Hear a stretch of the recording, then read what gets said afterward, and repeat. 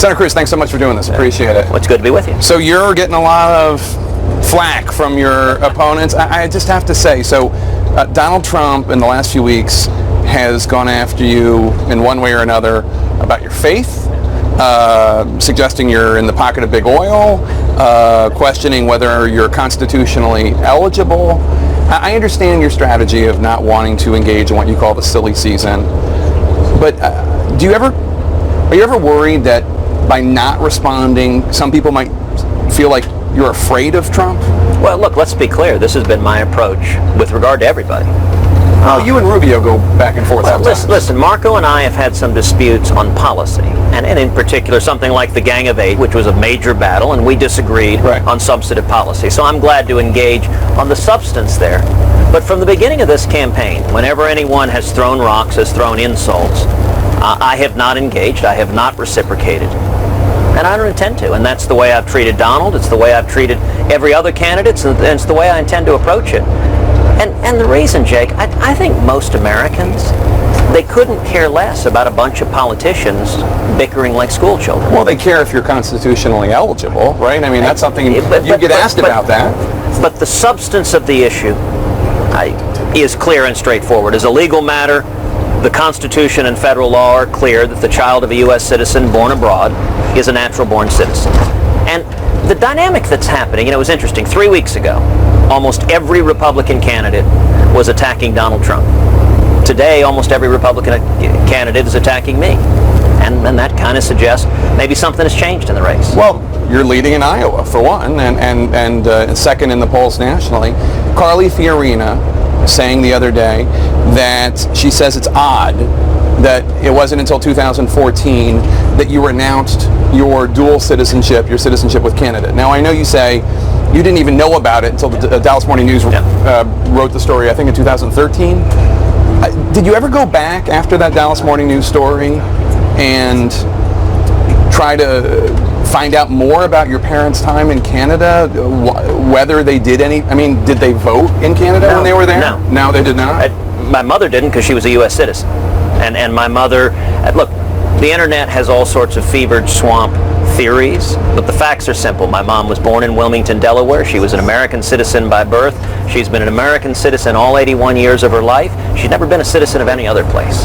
And so the law is simple and straightforward. And it's actually come up a bunch of times in our nation's history. So John McCain was born in Panama, but he was a U.S. citizen because his parents were citizens. And he was born on a U.S. military base. Well, George Romney, Mitt's dad, who ran for president in 1968, was born in Mexico when his parents were Mormon missionaries. But he was a U.S. citizen because his parents were citizens. And actually, Barry Goldwater was born in Arizona, but before Arizona was a state, when it was just a territory. And again, his parents were citizens. So as a legal matter, this question's straightforward. What it's really designed to do, listen, what the American people are focused on are the real problems facing this country. Sure. We've had, in the last 2 days, last night, we had 2 terrorists arrested, one in California, one in my hometown of Houston. They both came as Iraqi refugees using the same vetting that President Obama wants us to trust with Syrian refugees. And then today we saw a Philadelphia police officer shot multiple times by a man who's apparently pledged his allegiance to ISIS.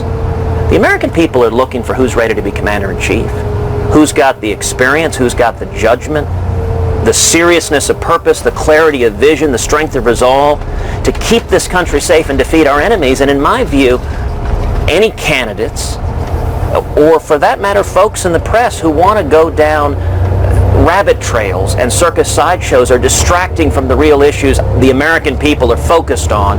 How do we keep America safe? How do we bring back jobs? How do we protect our constitutional rights?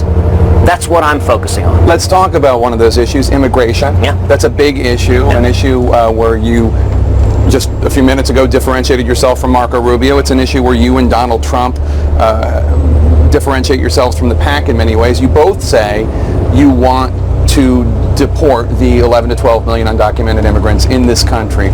Now, Trump has said that he will have a deportation force that will go door to door and round people up and get rid of them. You haven't really been clear, as far as I can tell, as to how you're going to get all these people out of the country. How will you get them out?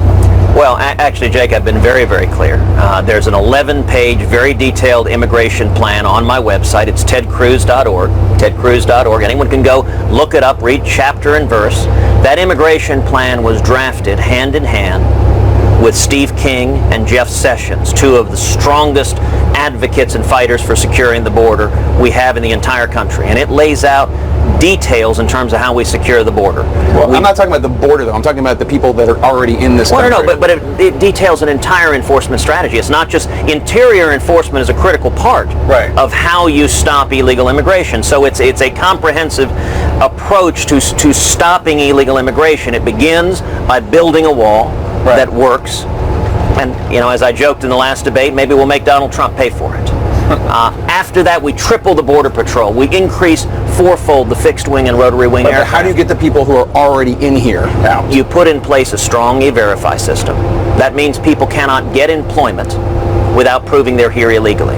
You put in place a strong biometric exit-entry system for visas so that we know the instant someone overstays their visa. 40% of illegal immigration is visa overstays. And by the way, deportations are ineffective until you secure the border. Why? Because right now when we deport someone, often they come back in 2-3 days. It's like if a boat is sinking, you got to patch the hole first. If you just start bailing and you never fix the hole, it doesn't work. I get that, but I still don't understand how the people who are living in the shadows, who are already operating under the radar, at least 11 million of them, will you have a force that goes door to door, rounds them up, and deports them? We have an enforcement force. It's called Border Patrol, and it's called Immigration and Customs Enforcement. They're at the border. Charged. No, ICE is not. ICE is not. Border Patrol is at the border. ICE is at the interior. They're both law enforcement. And listen, this shouldn't be an issue of debate. I'm reminded of some years ago, Sonny Bono was asked, "What's your view on illegal immigration?" And he said, "Well, it's illegal, isn't it?" The question of what to do with people here illegally, the Constitution answers this. The President says that the President must, quote, take care that the laws be faithfully executed. That is a responsibility. When the President takes his oath of office, that's a promise he's making to the American people. What Barack Obama says is he doesn't care what federal law says. He will not enforce it. If I'm elected President, I will follow the Constitution and I will enforce the law. Federal immigration law says if we apprehend an individual who is here illegally, they are to be deported. If we apprehend them. I will enforce the law. I don't mean to be disrespectful, but it seems like a fairly simple answer, yes or no. Will you have people going door to door, rounding people up? Door to door, we don't have any system that knocks on the doors of every person in America. That is not actually how the American law enforcement system works. We also don't have people going door to door looking for murderers. We don't live in a police state. We do have law enforcement. How do we catch people? We catch them through things like E-Verify. We catch them through things like the criminal law enforcement system, where in 2013, do you know how many criminal illegal aliens the Obama administration released? It was over 104,000. 196 with homicide convictions, murderers. Roughly 400 with sexual assault convictions, rapists. Those numbers should be zero. Over 16,000 with drunk driving convictions. Right. So we enforce the laws, but this notion, and listen, you know the media game you're playing. You want to conjure up. No, I'm really just. Donald Trump has been very specific.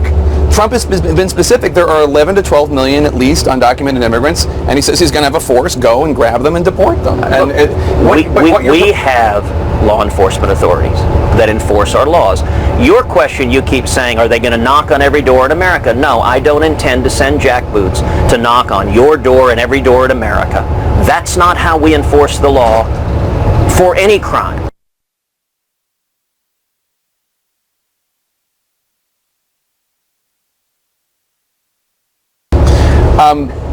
Gun control, restrictions on gun ownership, gun grabbing, as you called it in an email, a lot of that in the news these days, and a lot of questions about background checks, who should be able to buy a gun, who should not.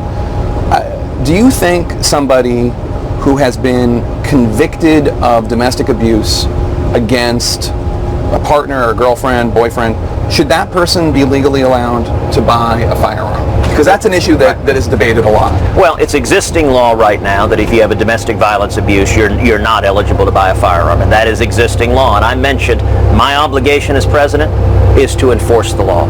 And that's an obligation I take seriously. You know, it's interesting. There are a lot of times I'll get questions in town halls. I mean, you're on a bus right now. We're traveling through Iowa. We're doing 28 counties in 6 days. I'll get questions in town halls, will you implement this policy that we really care about? And my answer over and over again. So for example, I've had people say, will you end Obamacare on day one? And my answer has to be no. Now listen, no one is more committed to ending Obamacare than I am. But a president doesn't have the constitutional authority to end it on day one because it's a statute passed into law by Congress. The only way to end it is to repeal that statute, so I will work with Congress and do everything humanly possible. We will repeal Obamacare. But unlike Obama, I don't intend as president to use his word, an emperor, simply decreeing the policy outcomes I like. I intend to follow the law. And you know, there used to be that liberals believed in that. It's one